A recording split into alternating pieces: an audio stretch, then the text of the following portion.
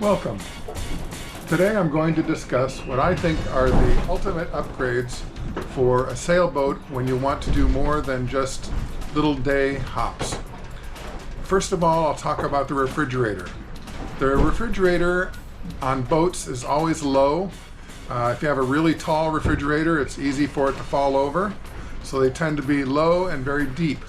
But that makes it very difficult to get things in and out of the refrigerator, and basically makes the little tiny freezer at the top almost useless. For some actual usable freezer space, you have two choices: a built-in freezer or something like this, the Angle portable freezer, which works on 12 volt or 110. So the first and very inexpensive little upgrade is to get some plastic tubs from one of the big stores like Walmart, Kmart, Target, something like that, that just fit inside on top of the trays. They're polyethylene, and that means they're slippery. They slide in and out very easily. You can load them up with quite a bit of stuff and they still slide in and out. This is the Sailing My Magic channel.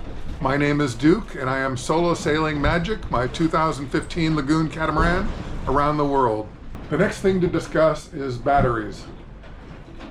There are two different types of batteries that are mainly used on boats: AGM and lithium. Now it's LFP, which I believe is lithium ferrous phosphate, but they're much more stable, not quite as energy dense as they were before. There are some batteries that are pre-made.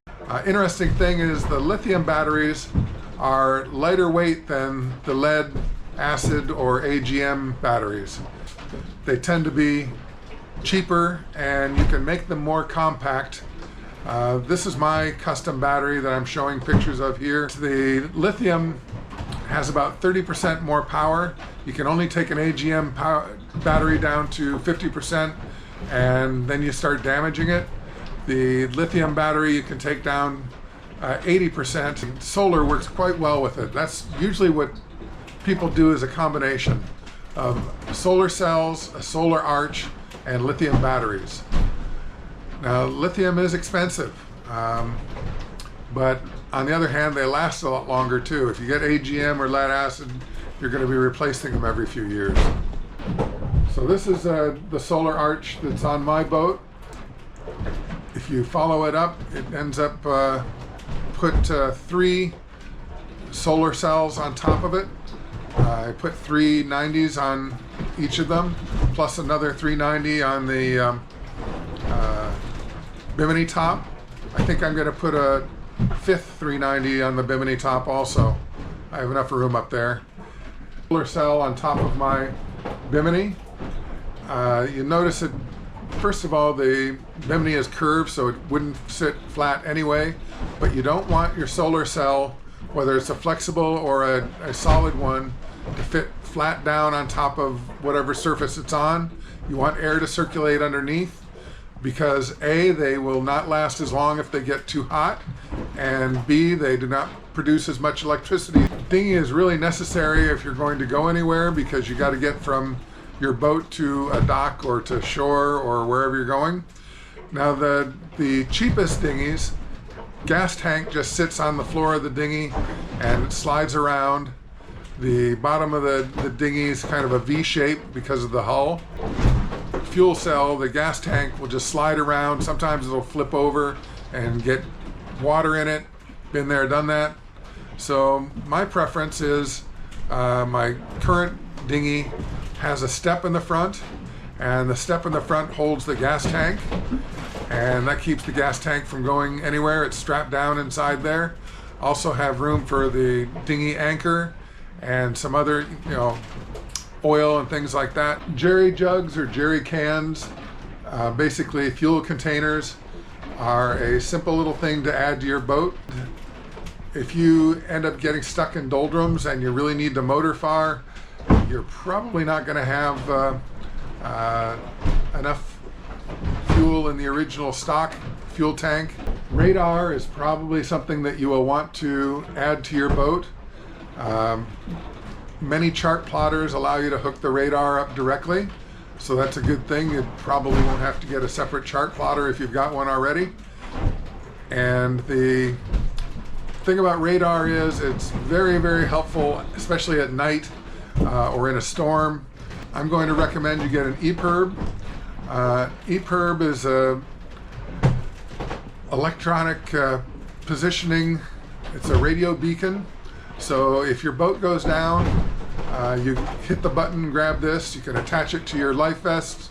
You can attach it to your lifeboat. You can attach it to your dinghy.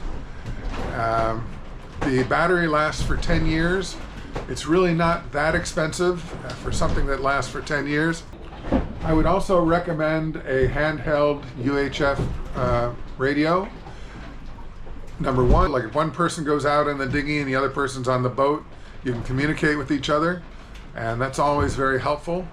Also, if something happens to your UHF main radio on the boat, you've got a backup.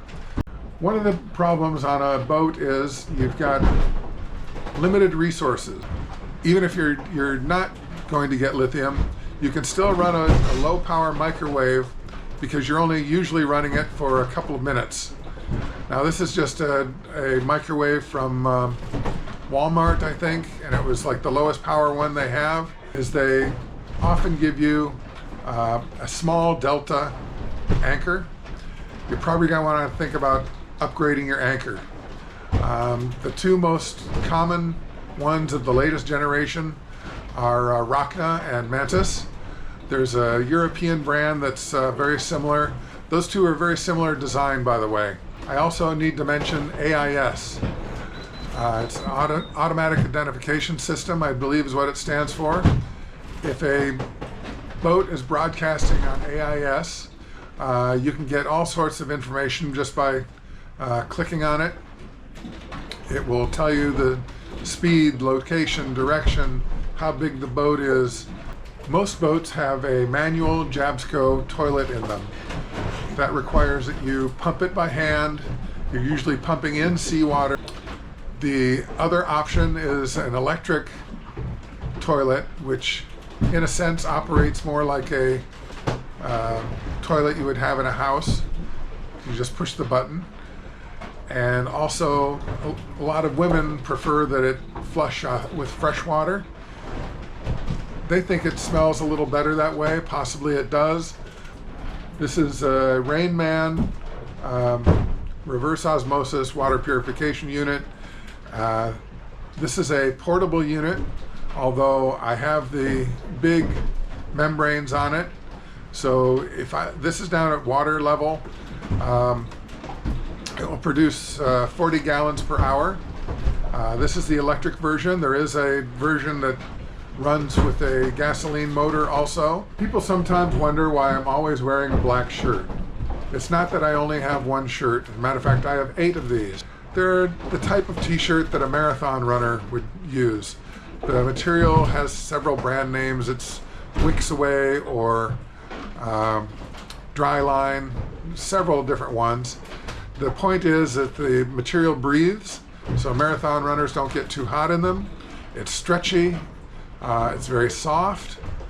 It blocks out UV very well, and it doesn't wrinkle. It dries really fast, even on your body, or if you hang it out on the line, it dries really fast. My other big energy consumer is the George Foreman grill. And the nice thing about the George Foreman grill is it only takes 3 to 5 minutes to cook anything. I mean, you can cook 4 hamburgers or 4 pieces of chicken or whatever. It also has an interesting hinge that adjusts for the height of the lid when it presses down, because it cooks from the top and the bottom at the same time. And it's all non-stick surfaces, so it cleans up rather nicely. I ask you to please click on like and subscribe to the channel if you haven't already subscribed to it. And now it's time for the Sailor's Delight, the Sundowner. See you next time.